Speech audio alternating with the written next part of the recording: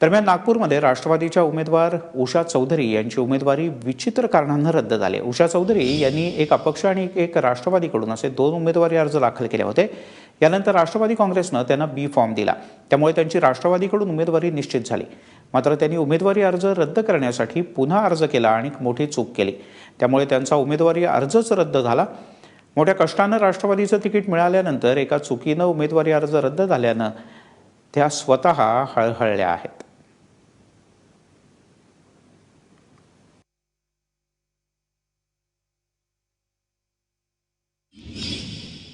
मी राष्ट्रवादीचा प्रचार पण करत होती, पण मला अचानक 5:45 वाजता आमचे पक्षाचे निरीक्षक श्री वांगे यांच्याकडनं फोन आला की तुम्ही पक्षाची उमेदवारी मागे घेतली का?